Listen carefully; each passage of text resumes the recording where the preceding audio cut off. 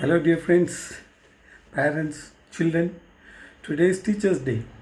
Um, it's a very particular, important day for all the teachers. But to me, I feel like the Teachers' Day should be called as the Humanity Day. Why is that? Because everybody is a teacher. To me, it's like that. Because I feel that my mother was a teacher, my father was a teacher, my brothers were a teacher, and as I grow up, my neighbors were a teacher, and then everybody that I meet in my life, they're all teachers. And as a professional, I'm not a teacher, but some or other way, I feel like I'm a teacher. So I'm not trying to belittle the professional teachers, but they are the best actually because they really teach children for at least 5 to 6 hours in a day, and they were all sitting there and listening to them. So the teaching is one of the best professions. So when I take classes for my students, I take classes for the high school students, and some of them also plus two students and all that, about motivation like that, time management and things like that. So I ask them, what is that you want to become? And mostly when I ask the children who are like in the 7th standard or 8th standard, and they say, most of them, they say they want to become teacher. So I asked them, if you're a doctor, you can also be a teacher, because who teach the doctors? Yeah, they are already were a doctor and they're teaching. Like if you go for an engineering course, who teaches you? They were all engineers, right? They also studied engineering. So the teaching profession is something that is one of the most valuable profession, and in India, the teachers are not that much considered like in the Western countries. Okay, that part of it I don't want to touch now. Now, my question is that when we are teachers, or as I said, when every human being is a teacher, what are you teaching?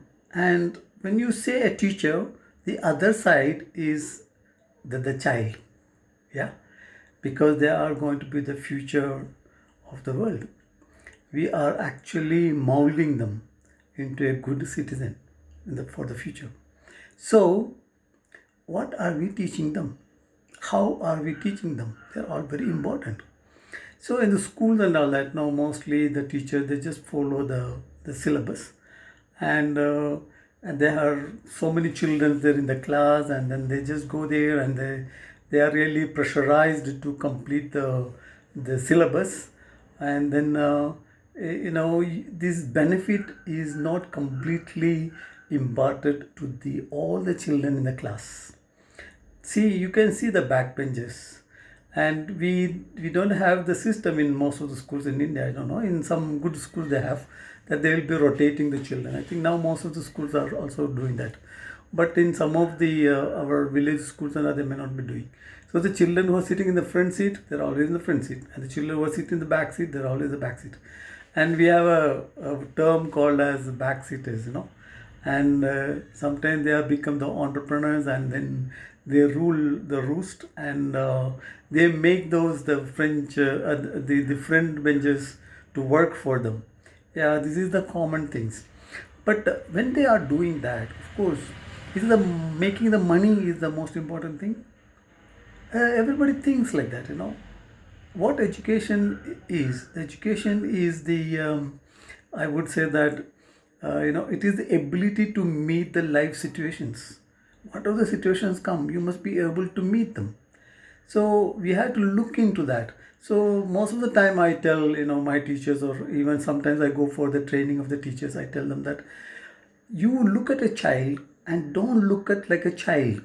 You look at the child as if he is going to be a doctor. You ask him what you want to become, and he says that I want to become a doctor, I want to become an engineer, I want to become a pilot, I want to become this and that and that.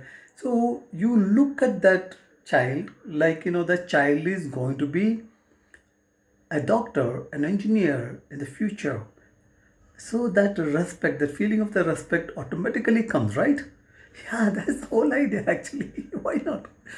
So then you give them the space to grow. Like I used to say, one example is that no, when we were eating some mango, that's very tasty, and I felt like that, just keep that seed. So you go and plant it, and then very near the wall, yeah, and then another one there, another one here, and then because this is a small little seed, yeah, and that needs only that much space there, then it started growing, and then after few years it touched actually the wall, and then it cannot grow anymore. The only way is to break the wall, huh? Who do the breaking? That itself. So as a child we are not seeing the space in the future, we should see their space in the future. Then you really salute them. Yes, yeah. And then the children, I ask the children also, who is your best teacher? And they all say one name, one name. All the students say one name. And some of them may say another name. And they say yes, yes, yes. So that means if they had about 5 teachers, 6 teachers, out of them they love or they appreciate one teacher better than others. Why? So I asked them, who is the teacher that you don't like? I mean, and they might say a name of a teacher and they laugh and that. So when I take the classes for the teachers, I ask them, if you are all going to the school or same class, and have you ever seen how the children looks up at you? How do they feel about you? What they think that you must be a better teacher? Yes. So that the teachers are there, and the children, some of the children like them, some of them doesn't like, or most of the children doesn't like. So whose responsibility is that? It is the responsibility of the teachers to be lovable, to be interesting, to be more appreciative. Without appreciation to the children, I don't think that they will really appreciate you either. Yeah, how to appreciate the children? You just look into the children. You see the child who is not performing well in the class, you pay more attention to them. Yeah, after the class is over, if you have few minutes, just call them and near you and test them, hug them and ask them, are you okay? How is your parents? How is your father? How is your mother? And they'll tell you stories that you never expected. I have that experience. Yes, I was also teaching in a high school, teaching English to the students of 9th and 10th plus 2 students. And there were some students, they became so dear to me, not because they are very good in the class, but because they had problems behind them. That is the reason why they cannot perform.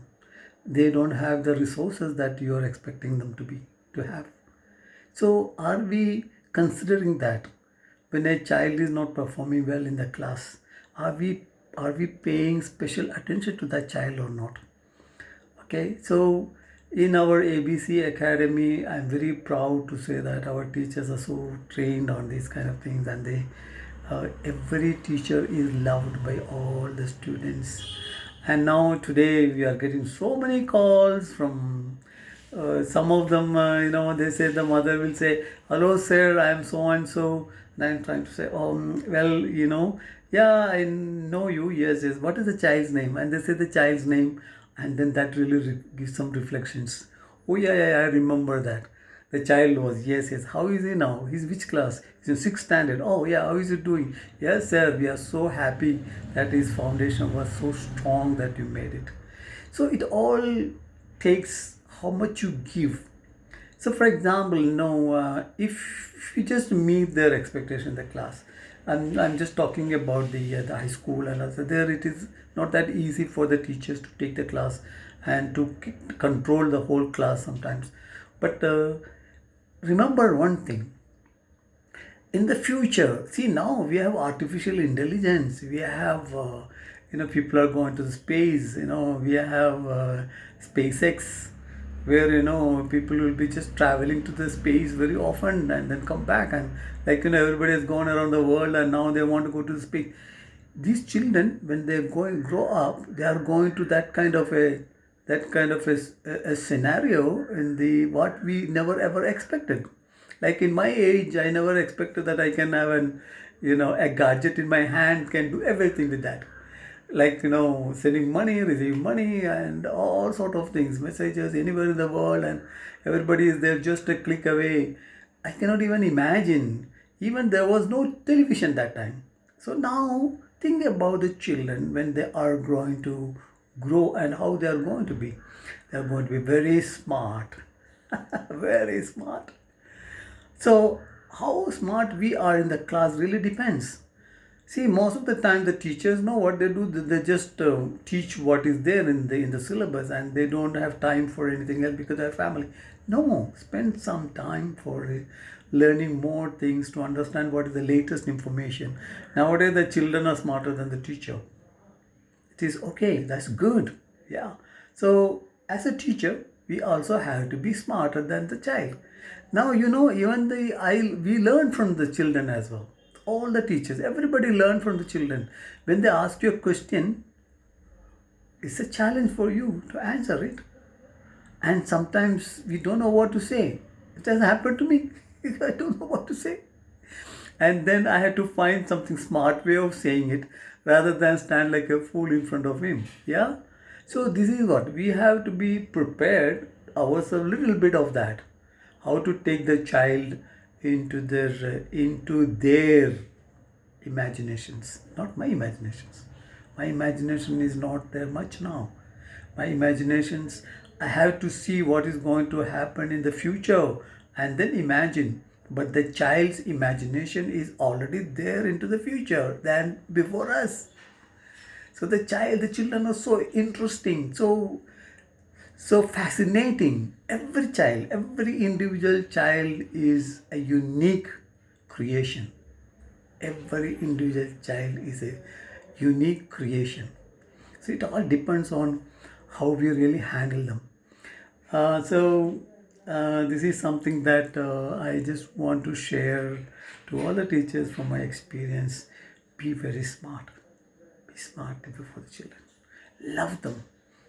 Don't, because the child is not performing well. Even now, when I go to some schools like in Kerala and all that, I take classes for the students, and then they say, oh, now it was so boring a class, and then next is so and so teacher going to take the maths, and that is the most boring class, and we don't like that teacher and all. Then I saw one fellow coming with the jeans and with sunglasses, black glasses, with a black t-shirt and all that. I was thinking, what is it going to do? Is a magician or what?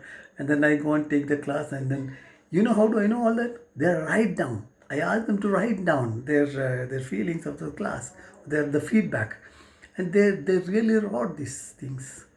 So as teachers, we are supposed to be extraordinary people. Extraordinary. Because if you're just meeting the expectations of the child, as you're just imparting the whatever is there in the book, is that enough? That's enough for you as a professional, as your job.